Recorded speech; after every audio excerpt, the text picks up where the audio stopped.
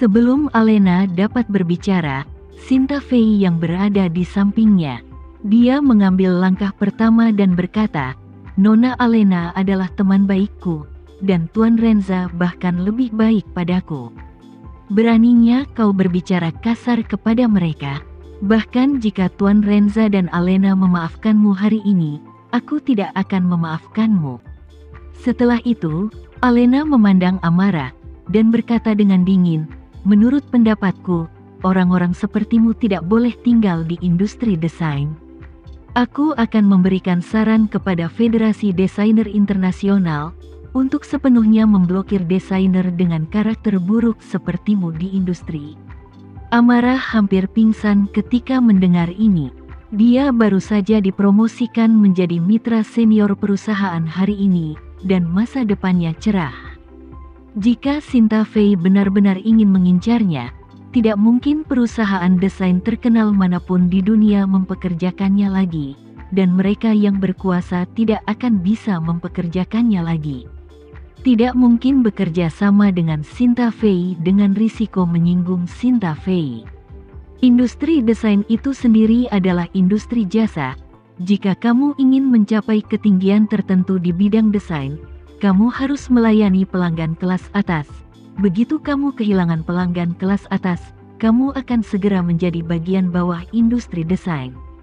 Sejujurnya, jika ada klien kelas atas, maka desain rumah mewah apapun adalah proyek besar bernilai jutaan bahkan puluhan juta dolar. Saya khawatir sulit menerima desain tempat tinggal biasa seluas 200 meter persegi untuk publik. Jika ada partai A kelas atas, proyek desain yang dilakukan seringkali adalah pusat perbelanjaan besar, bangunan tengara, atau bahkan manajemen stadion untuk acara besar. Tetapi sekali hilang tanpa partai A kelas atas, bahkan jika kamu mau untuk mengambil alih desain kawasan hunian biasa, akan sama sulitnya dengan meroket. Terlebih lagi, Amara tahu situasinya sendiri dengan sangat baik. Dia sama sekali tidak memiliki bakat desain yang luar biasa. Dia bisa naik ke ketinggian hari ini hanya dengan menjual tubuhnya. Jika dia benar-benar dilarang oleh pelanggan kelas atas, poinnya bahkan jika kamu pergi ke perusahaan desain kecil atau mendirikan studio sendiri, akan sulit menghasilkan uang. Awalnya, Amara bisa mendapatkan gaji tahunan beberapa juta dolar setahun. Tetapi begitu dia benar-benar diblokir dan tidak bisa bergaul di industri desain, tidak mungkin baginya untuk mendapat tempat di industri kelas atas lainnya. Sulit untuk mendapatkan puluhan ribu dolar setahun. Kesenjangan yang besar membuatnya sangat menyesal. Jadi dia berlutut di depan Tama dan Sinta Fei tanpa berpikir, tersedak dan berkata, "Tuan Renza, Nona Fei, tolong maafkan saya demi karena kesalahan saya. Ini waktu aku akhirnya berhasil sejauh ini selangkah demi selangkah. Jika kalian berdua memblokirku, saya tidak akan punya apa-apa." Sinta Fei meliriknya, lalu menoleh untuk melihat ke arah laki Peterson di samping. Bertanya dengan penuh minat, "Tuan Peterson, Anda adalah bosnya. Apa Anda membiarkan karyawan seperti itu menjadi mitra senior perusahaan Anda?" Takut, dia dengan cepat mengungkapkan sikapnya dan berkata, "Nona Fei, jangan khawatir. Saya akan segera memanggil Direktur Sumber Daya Manusia perusahaan dan melalui prosedur pengunduran diri Amara. Dan saya tidak akan pernah mempekerjakan Amara di masa depan." Siapa yang mengira Amara mengandalkan laki untuk membantu dirinya sendiri? Tetapi dia tidak berharap orang ini menjual dirinya sendiri pada saat kritis. Jadi, dia langsung menjadi geram dan mengutuk histeris, "Peterson, dasar bajingan, aku melakukan semua ini untukmu, dan kamu berani membuat masalah saat ini. Apakah kamu tidak punya hati?" Laki Peterson hanya ingin melindungi dirinya sendiri. Jadi dia secara tidak sadar menyalahkan Amara. Tetapi tanpa diduga, dia benar-benar membuat marah Amara.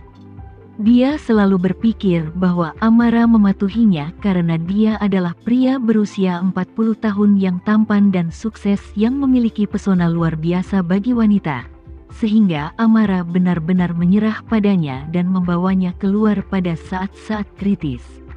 Akibat ketidakpuasan, namun, dia benar-benar melebih-lebihkan apa yang disebut pesonanya. Bagi Amara, uang adalah sumber daya pikat yang sesungguhnya. Selama dia punya cukup uang, bahkan jika dia diminta untuk menghadapi pria berusia 90 tahun, dia tidak akan peduli dan tidak bisa melepaskan diri. Namun, jika tidak ada uang, bahkan jika pihak lain setampan Tom Cruise, dia tetap tidak akan melihatnya. Baru saja Sinta Fei mengatakan bahwa dia akan dilarang dari industri desainer, dan sumber keuangannya telah terputus. Dia tidak menyangka bahwa Lucky Peterson akan benar-benar membuat masalah, yang membuatnya marah. Lucky Peterson juga melihat bahwa Amara sepertinya kehilangan akal sehatnya, dan dengan cepat mengedipkan mata pada Amara. Amara, di depan Nona Fei, sebaiknya kamu tidak berbicara omong kosong. Aku menyarankanmu untuk pergi dari sini sekarang. Besok pergi ke perusahaan untuk temui Direktur Sumber Daya Manusia, dan dia akan memberimu sejumlah kompensasi pemecatan sesuai dengan prosesnya. Lucky Peterson tidak berani berbicara terlalu belak-belakan. Alasan mengapa dia mengedipkan mata pada Amara dan mengatakan bahwa perusahaan akan mengikuti proses untuk memberikan kompensasi atas pemecatan. Dia sebenarnya ingin memberitahu Amara untuk membiarkannya disalahkan dengan jujur sekarang, dan dia pasti tidak akan memperlakukannya dengan buruk besok. Namun, saat ini Amara sangat marah karena perkataan Lucky Peterson. Ketika mendengar Lucky Peterson berbicara tentang pemecatan dan kompensasi, dia semakin marah. Karena menurut peraturan perusahaan, dia hanya dipekerjakan selama 3 atau 4 tahun, kompensasi pengunduran diri paling banyak setengah tahun gaji.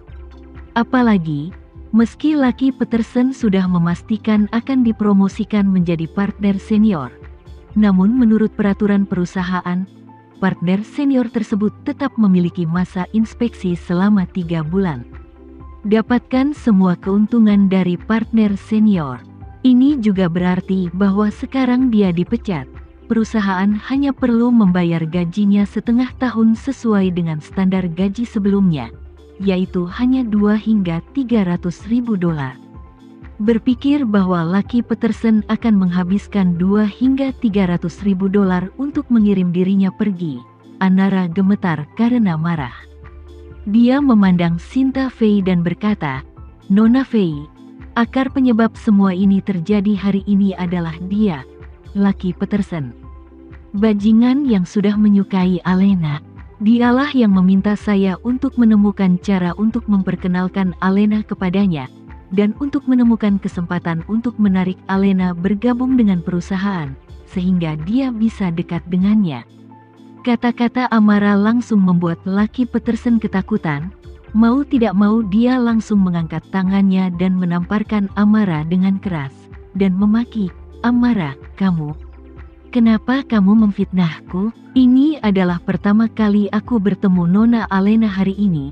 Bagaimana mungkin aku memiliki sesuatu yang salah dengannya seperti yang kamu katakan? Kamu jelas memfitnah." Amara menutupi wajahnya, menahan rasa sakit dengan marah. "Aku punya buktinya." Saat dia berbicara, dia segera mengeluarkan ponselnya dan membuka catatan obrolan antara dirinya dan Lucky Peterson. Di dalamnya, dia menemukan banyak foto diam-diam memotret Alena.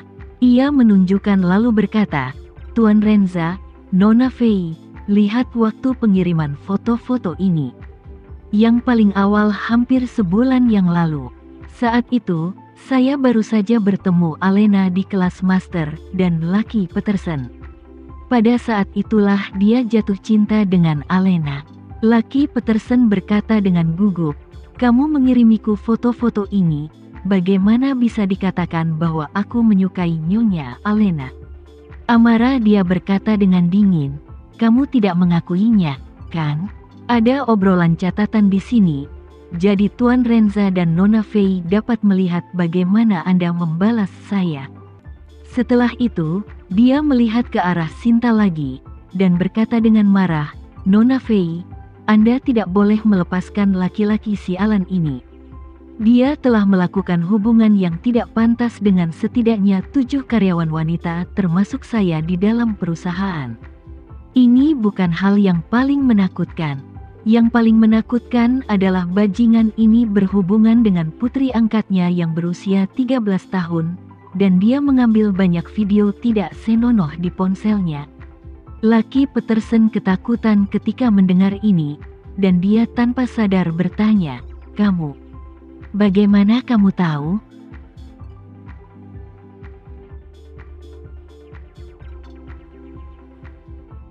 Sekian dulu ya video kali ini. Kita lanjutkan lagi videonya di lain waktu.